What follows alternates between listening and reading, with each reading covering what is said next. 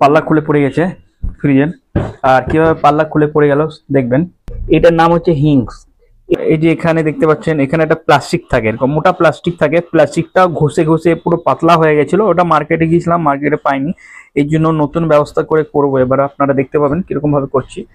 নতুন ব্যবস্থা বলতে এই যে এটা দেখতে পাচ্ছেন, এটা ঝালাই করে লাগাতে হয়েছে। এবার এরকম সিস্টেম করে কিভাবে লাগাবো আপনারা দেখবেন, এবং সুন্দরভাবে লেগে যাবে।